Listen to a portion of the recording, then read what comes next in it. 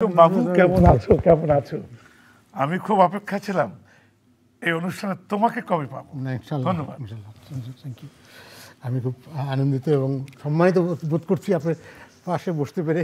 আরে কি বলো দর্শকবৃন্দ, আজকে আপনাদের সঙ্গে দেখা হয়ে গেল এমন একটি পর্বে যেখানে আমার তো অভিজ্ঞতা, আপনাদের অনেক কিছু জানার আছে।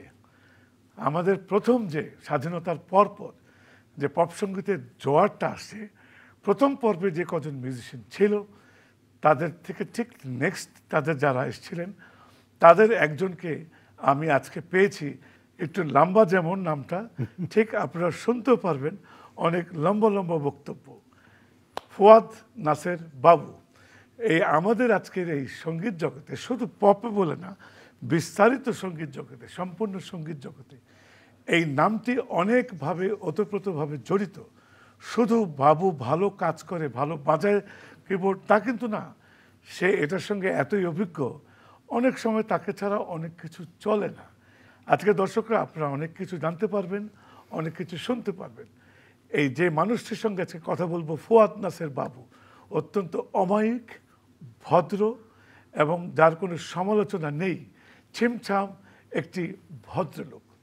বিশাল একটা ইন্ট্রোডাকশন দিলেন না বাবু, এটা কি তোমার প্রাপ্য নয় বলতে চাও? জানি না, আমি খামাখা কথা বলি না, কারণ ঠিক আছে ফেরদৌস ভাই, আমার কথা যদি ওজন না থাকে। না না ফেরদৌস ভাই, আপনি আমার সন্দেহ যদি কেউ বলতে পারে আপনি বলতে পারেন।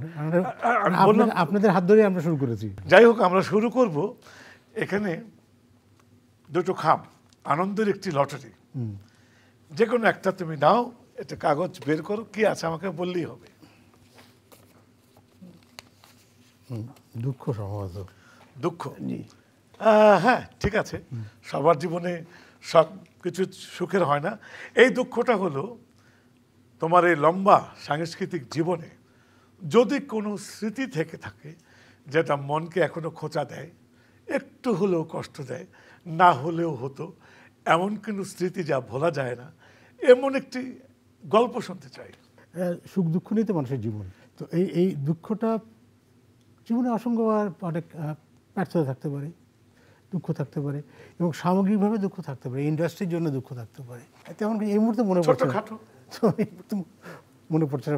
তবে অবশ্যই কিছু বা জীবনে দুঃখ আছে যেগুলি হয়তো আমি করতে পারিনি, বাবা মাকে অনেক কিছু দিতে পারিনি, সেটা হচ্ছে একটা দুঃখ থাকতে পারে। সেই যাই হোক, এই যে লম্বা একটা ক্যারিয়ার, তোমাকে আমি এই জন্যই বলি, একেবারে যখন আমাদের শুরু হলো স্বাধীনতার পর, প্রথম ব্যাচে ছিল মাত্র 5-6 জন, সেটাতে যোগ হয়েছিল আরও 4 জন, 10 জনের বেশি ছিল না। ঠিক এর পরের ব্যাচে আমার মনে হয় অনেকেই চলে গেছে, বেশিরভাগই। তো তুমি, পিয়ারু, সেলিম হায়দার, আরও যারা আসলো, তাদের মধ্যে এই যে তোমরা 2-1 জন আছো, অগ্রজ ভূমিকা পালন করছো, এর মধ্যে অনেকে চলে গেছে। আমি সরাসরি একটি জিনিস জানতে চাইবো, কোনো প্রশ্ন না, তখনকার যে আনন্দ ছিল কাজের, এখন তো অনেক ব্যস্ত, আনন্দ সেটাই কি আছে না ভাটা পড়েছে? আনন্দটা অবশ্যই বেশি আনন্দ ছিল সে সময়, কারণ তখন আমরা নতুন শুরু করছি এবং একটা উত্তেজনা, একটা এক ধরনের সঙ্গীত ধারা আমরা সৃষ্টি করেছি, বাংলা রক বলি যেটাকে আমরা। তো সেটার আনন্দ অনেক বেশি ছিল এবং অনেক সীমাবদ্ধতা ছিল, যেটা আজকে নাই। আজকে আপনি চাইলে যে কোনো ইনস্ট্রুমেন্ট কিনতে পারেন ঢাকা, টপলাইন, ওয়ার্ল্ডের টপলাইন ইনস্ট্রুমেন্ট। সেই সময় ধার করে একজনের কাছে গিটার আছে, তার কাছে গিটার এনে গিটারের স্ট্রিং ছেড়ে গেলে বিদেশ আনতে হতো। এই যে যুদ্ধটা, এই যে সংগ্রামটা খুবই আনন্দের ছিল। তখন কিন্তু যন্ত্রের উপর নির্ভরশীলতা ছিল, প্রযুক্তি নির্ভর ছিল, যে কারণে তোমাদের সৃষ্টিগুলোর মধ্যে একটি রহস্য, জানতে মন চায় এটা কিভাবে হলো, ওটা কিভাবে হলো, এত সুন্দর কিভাবে হলো। কিন্তু এখন সৃষ্টিটা ইজি হয়ে গেছে, এই ইজিটাকে তারা কাজে লাগাচ্ছে, সৃষ্টিশীল ধর্মটাকে কাজে লাগাচ্ছে না। তোমাকে মাইনাস করে আমাকে একটা জিনিস বলো, যা হলো, যা হচ্ছে, এটা ছাড়াও হয়তো অনেক পিছিয়ে যেতে পারে, জীবনের দ্রুততা চলে এসছে, তারপরেও সুরের, আগের সুরের যে একটি আত্মতৃপ্তি ছিল, এখন কি সেটা হয়? না, আমি লক্ষ্য করি না। মানে আমি নিশ্চিত যে কিছু ভালো গান হচ্ছে, হ্যাঁ, কিন্তু অবশ্যই আমি এই জন্য বলিনি, এবং অনেক গান টিকছে না। এটা অনেক কারণ থাকতে পারে, সংখ্যা বেশি হচ্ছে হয়তো। আর আপনি যে প্রথমে যেটা বললেন প্রযুক্তির কথা, প্রযুক্তিকে আমরা টুল হিসেবে ব্যবহার করতে পারি। যে টুলস আমি ঠিক আছে কম্পিউটার টেকনোলজি যেটা আমরা ইউজ করি, এখন সবাই আমি করতে পারি। আমরা এটা বলতে পারি না যে ইউজেবল এবং মিসইউজ, হ্যাঁ হ্যাঁ, অপব্যবহার এটা অহেতুক ব্যবহারটা না জি, এটা আছে খাটাই। হ্যাঁ, এটা হচ্ছে। কেউ কেউ একজন গান গাইতে পারে না, সে গান গায়ক হয়ে যাচ্ছে।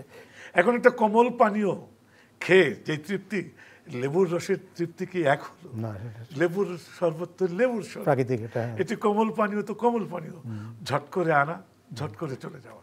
যাই হোক, আমি তো দেখি তুমি অনেক ব্যস্ত, আচ্ছা, এর ভিতর যতটুকুই সৃষ্টিশীল করতে পারছো, কজনকে পাচ্ছ তোমাদের মতো এত চিন্তা করে কাজ করে? এটা শেষ সংখ্যা কমে গেছে অনেক, এটা সত্যি কথা। মানে সৃজনশীল কাজের মাধ্যমে অনেকে চটজলদি করতে চায়, একদম আন্তরিকতা বা তার ইচ্ছা শক্তি তোমাদের মতো নাই, কমে গেছে। নিষ্ঠা, আন্তরিকতা কমে যাওয়ার কারণটা আমি যেটা মনে করি যে সহজলভ্যতা। একেবারে তাই। সহজলভ্যতাটা তাদেরকে দাবিয়ে রাখলো, নিজেরাই নিজেদেরকে দাবিয়ে রাখছে। কথাটা কি তুমি মানো? 100বার তাই, একদম সত্য কথা।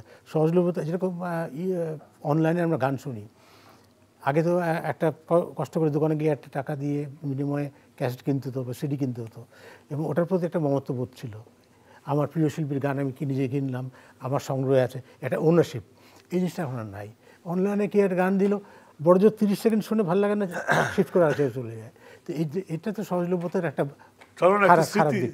আমরা একটু অতীত স্মৃতিতে চলে যাই। হ্যাঁ, আজম খান দিয়ে আমার মনে পড়ে একটা জিনিস, যে যখন তুমি তো পরের দিকে প্রায় স্টেজে, পরের দিক মানে কি আমাদের কাজের 1-1.5 বছর পরের থেকে, আজম তোমাকে দেখলে কি বলতো জানো? আমার মনে পড়ে, কি বাবু কেমন আছো? আবার তারপরে তুই চলে আসতো, তুই কিন্তু ভালো বাজাস, তোর বাজনা আমার ভালো লাগে। মনে পড়ে তোমার? ফিরোজ শাহিদ তোমাকে দেখলেই বলতো, একটা ফিরোজ শাহিদ একটা ধর্ম ছিল জড়িয়ে ধরত, ও তখন বলতো বাবু তোমাকে না দেখলে ভালো লাগে। এই জিনিসগুলা ফকির আলমগীর আমার মনে আছে, দেখলেই বলতো আরে বাবু তো বাবুই। এগুলা আমার কাছে খুব ভালো লাগে। এর মধ্যে আরো যারা আছে তাদের সবসময় তো নামগুলো উল্লেখ করার সুযোগ হয় না। আরো তোমার যারা সহকর্মীরা ছিল, আমাদেরই সহকর্মী ছিল, তাদের আগের সময়ের স্টেজ শো গুলো কি মনে পড়ে তোমার? একেবারে সেই চোঙ্গা মাইক দিয়ে আমরা এক্সিবিশনের স্টেজে, তার ভিতরে তাদের দর্শকদের যে উৎফুল্লতা কেমন মনে পড়ে? সবসময় মনে পড়ে আমার এই সেদিনগুলির কথা। এবং আমাদের সেই দীর্ঘ যাত্রার সময়টা তখন তো এত একেবারে ভিন্ন না, ভিন্ন, নৌকা করে লঞ্চে করে বিভিন্ন জায়গায় গিয়ে একেবারে ভিন্ন অনুষ্ঠান। এখানে দর্শকদের সাথে আমি একটু কথা বলতে চাই। আজকের বাংলাদেশ এত উন্নত হয়ে যাচ্ছে, দিন দিন এগোচ্ছে, এটাও দরকার। কিন্তু আমাদের যে স্মৃতি ফেলে এসছি, গল্পগুলো ফেলে এসছি, এটা আমরা চলে গেলে আমার মনে হয় এটা হয়তো বলারও কেউ থাকবে না। কিন্তু আজকে যেটুকু বাবু বলে যাচ্ছে, আরও ইন্টারভিউতে বলুক, এগুলা থেকে যাবে। আপনারা যারা আছেন তারা শুনবেন, তাদের ভালো লাগবে কেমন করে এই শিল্পীরাই কেমন আনন্দ করত। আমি ছোট একটি ঘটনা বলবো। চট্টগ্রামে আমরা একটা শো করতে গিয়েছি, ফিরোজ শাহী ছিল, আমি, আজম খান, বাবুরা ছিল। যখন আমরা টেবিলে বসলাম খেতে দুপুরবেলা, আমি জানি না কিভাবে নেবেন, তখনই এটাই হয়তো স্বাভাবিক ছিল। আমাদেরকে খেতে দেওয়া হলো সাদা ভাত, একটি ডিমের অর্ধেক অংশ, কিছুটা আলু এবং ঝোল।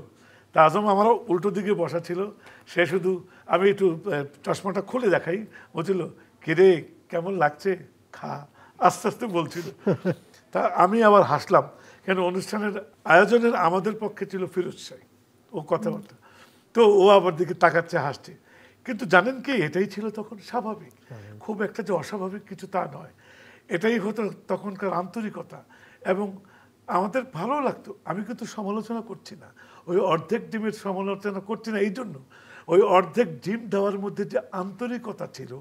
এখন একটা আস্ত মুরগির রোস্ট দিলেও অনেক সময় আয়োজকদের সেই আন্তরিকতা দেখি না। কি বাবু, আমি কি মিথ্যে বললাম? একদম তাই। এটা ওই প্যাশন, আমরা তো প্যাশন থেকে এই কাজগুলি করে হয়েছি। আমাদের যে প্যাশনেট ছিলাম এই মিউজিক এবং পারফরমেন্সের ব্যাপারে, এটার জন্যই আমরা ওই অর্ধেক ডিম না পুরো ডিম এটা কখনো ভাবিনি। খাওয়া না খাওয়া বড় কথা না, আন্তরিকতাটা আমি যেন কোথায় একটু কম বেশি পাই, হয়তো আমরা এখন টাকা পাচ্ছি। এনিওয়ে, তোমার অবসর সময়টা তুমি কি স্মৃতিমন্থন করো, না নতুন কিছু সৃষ্টির চিন্তা করো, কোনটা? গান বাজনার ভাবনা তো সবসময় চলতেই থাকে মাথায়, এটা তো কোন থেমে যায় না। এই অবসর পেলে এখন যেটা নতুন যোগ হয়েছে, আমার একটা নাতি হয়েছে, তাকে নিয়ে একটু খেলে এই আর কি। আচ্ছা, এই হলো আমার অবসর। That's good. আচ্ছা, আমরা তো সবসময় তোমার থেকে শুনি, কিন্তু দর্শক যারা বসে আছেন তারাই তো আমাদের আসল শ্রোতা, অবশ্যই। তাই না? আমার মনে হয় তুমি তোমার পূর্বের কিছু, এখনকার কিছু একটু অভিজ্ঞতা দর্শকদের সঙ্গে সরাসরি শেয়ার করো, প্লিজ, অন টু ক্যামেরা। একটা বিষয় খুব মিস করি, যেরকম আগে আমরা রেকর্ডিং করতাম তখন মনে হতো, নট মি, ক্যামেরা। একবারে রেকর্ডিংটা হতো এবং সব মিউজিশিয়ানরা এক হতাম, কাট হলে আবার প্রথমে রেকর্ডিং হতো। এই যে একটা বিষয় ছিল, ইন্টারাকশনটা মিউজিশিয়ানদের সাথে, একটা আড্ডা, এটা খুব প্রয়োজন, যেটা এখন খুব মিস করি। এখন আড্ডা তো আমরা প্রচুর দিতাম, প্রচুর প্রচুর। এবং আমার মনে হয় একটা সুস্থ সঙ্গীত পরিবেশের জন্য এটা খুব দরকার। এই আড্ডা, মানে একটা মিউজিশিয়ানের সাথে একটা মিউজিশিয়ান ইন্টারাকশন, সে কী ভাবছে, আমি কী ভাবছি, এই যে আদান প্রদানটা, এটা খুব দরকার, যেটা এখন একদমই নাই। এখন একজন নিজের বাসার মধ্যে বসে কাজ করে, মিউজিক করে, কে কী বাজাচ্ছে কে জানে না, কে কী, যতক্ষণ না এটা রিলিজ হয়। তো এটা তো তাতে হয় কি, আমাদের নিজেদের উন্নতি হচ্ছে না। আগে যেটা হতো, কে কী কাজ করছে আমি শুনতাম, ভিতরে একটা গ্রুপ রেকর্ড করছে, আমরা বাইরে দাঁড়িয়ে শুনতাম ওরা কী বাজাচ্ছে, আমরা বলে ওই একই রকম ওরা শুনতো। এই জিনিসগুলো প্রয়োজন আমার মনে হয়। যখন তুমি মেলায় যাই বা বিভিন্ন গানগুলোর মধ্যে কিবোর্ডটা প্লে করো, এটা যদি দর্শকরা সঠিকভাবে দেখে, কিবোর্ডের কার্যক্রমটা তারা বুঝতে পারবে। কিবোর্ড কিন্তু সেই কিগুলোর মধ্যে টোকা দেওয়াই না, এর ভিতরে একটার সঙ্গে আরেকটার আত্মীয়তা জড়িত, এটাকে ডিঙিয়ে একটা সুর সৃষ্টি করা, এটা সবার পক্ষে সম্ভব নয় বাবু।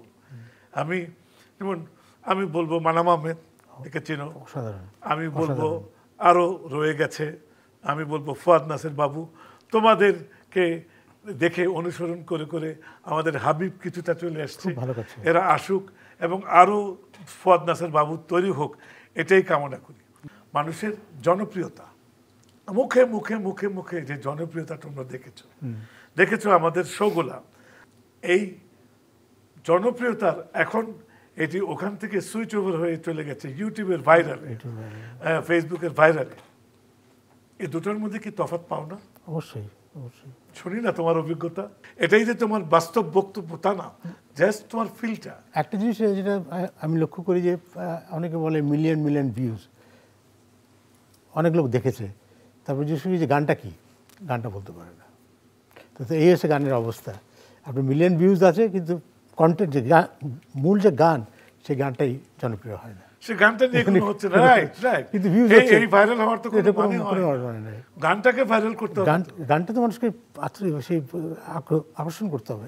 আমাদের সময় আমি ছবিতে গাই কিনা, ছবিতে গান গাইতে পারা মানে আমার একটি বিশাল দক্ষতা। হ্যাঁ, আমি একটা শিল্পী হয়ে গেছি। আর আমরা মুখে থাকতাম, আলাদা মর্যাদা ছিল। ছবির গান কবে সুযোগ পাবো? আমার মনে পড়ে সুযোগের প্রথমটা আমার গুরু আলম খান সাহেব যেদিন প্রথম আমাকে ডাক দিলেন, আমি আজও এটা ভুলবো না। কিন্তু এখন সেই ডাক কি আছে, না সেই মর্যাদা আছে, না সেই গান আছে? সেই গানও নাই, সেই সঙ্গীত পরিচালকও নাই, হয়তো আছে সংখ্যায়, হয়তো অনেক কম। গান একটা থাকা দরকার, তাই হয়তো থাকে, এরকম একটা মাঝে মাঝে আমার মনে হয়। না, আমাদের সময় তো গান তো ছবির কথা ভেবে গানটা তৈরি হতো, সিকোয়েন্স ভেবে সঙ্গীত পরিচালক, গীতিকার, পরিচালক একসঙ্গে বসে একটা গান তৈরি করতেন। এই সিকোয়েন্স আবার একটা গান দরকার। এখন বাজারে একটা গান হিট করছে, আপনি ছবিতে লাগিয়ে দিলেন, এটা হলো না তো, ওটা ছবির প্রয়োজনে আসেনি। কিন্তু এটা আপনার গানটা হিট করেছে, আর ছবিতে জুড়ে দিলেন। কিন্তু আগে তো আপনি দেখেছেন তো, একটা গান নিয়ে কতবার বসেছে গীতিকার, সুরকার এবং এরা, তারপরে রিহার্সালে বিভিন্ন, তারপরে গানটা, এই যে মমত্ববোধ গানটার প্রতি, এই জন্য গানগুলি বেঁচে আসে। রাইট। আচ্ছা, বিদেশ ভ্রমণ আমরা যে যাই, ব্যক্তিগত ভ্রমণ না, সাংস্কৃতিক ভ্রমণ যেগুলো যাই, তোমার কি মনে হয় বিদেশের যারা আমাদের দর্শকরা আছেন, তাদেরকে আমরা সঠিকভাবে গান শোনাতে পারছি না? তাদের যেখানে তারা থাকেন সেটার ভিড়ে আমাদের গানগুলো গ্রহণ করছে, এটুকু কৃতিত্ব তারা পায়, নাকি তারা কোনোরকম দেখতে আসে? না, এটা স্বাভাবিক। একটা বাংলা, আমরা তো যেখানে যাই বাংলা ভাষাভাষী যারা আছেন তাদেরকে শুনতে যাই, এবং তাদের একটা ক্ষুধা থাকে দেশের শিল্পী, দেশের গান, যেটা তারা পায় না ওখানে। সুতরাং তারা আসে, এসে একদম সবসময় যেন সফলভাবে উপস্থাপন করতে হবে তা নয়, কিন্তু শ্রোতারা আসে, দর্শকরা তাদের কাজ ফেলে আসে দেখতে, বাংলাদেশের গান শুনতে। তবে দিন শেষে আমি বলবো যে প্রবাসীরা আজকে বাংলা গানকে প্রমোট করছে, যেভাবে তারা শিল্পীদের নিয়ে যাচ্ছে, এটা আমাদের জন্য অনেক সুখবর। পজিটিভ। আজকে যারা সেটা আছেন, তারা যদি কোনো প্রবাসী থেকে থাকেন, আপনাদেরকে অনেক অনেক অনেক ধন্যবাদ যে বাংলাদেশ থেকে শিল্পী নিয়ে যাচ্ছেন, তারা গান করছে। আপনারা যেমন প্রবাস থেকে আজকে অর্থ পাঠিয়ে দেশের সঙ্গে অর্থনীতিকে চাঙ্গা করছেন, মনে রাখবেন আপনারা কিন্তু বাংলার সঙ্গীতকেও চাঙ্গা করছেন। এটা আপনাদেরকে আমাদের দুজনের তরফ থেকে অনেক অনেক অনেকভাবে কৃতজ্ঞতা প্রকাশ করছি। আচ্ছা বাবু, আমরা শেষ পর্যায়ে চলে এসেছি। আমি চাই তুমি যা তোমার মনে চায় কিছু না কিছু আজকের আমাদের ভালোবাসার দর্শকদের কিছু বলো। আমি কিছু বলার আগে আমি আপনার সম্বন্ধে কিছু বলতে চাই।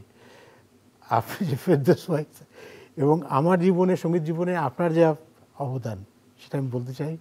আমার এখনো মনে আছে আপনার একটা অর্গান ছিল, আমার বাসায় রেখে দিয়ে গেছিলেন আপনি। আমি এখনো ভুলিনি।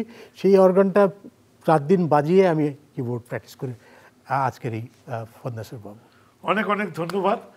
সেই পুরনো অর্গানের কথা বাবু বলে, এটাই কিন্তু শিল্পীর একটি বিশেষ মহত্ব। বাবুকে আমি একটা দেখেছি, খুব চুপচাপ থাকে, অহেতুক হাসেও না, অহেতুক বাড়তি কথাও বলে না, কিন্তু আমি দেখেছি দর্শকদের প্রতি তার অনেক অনেক ভালোবাসা।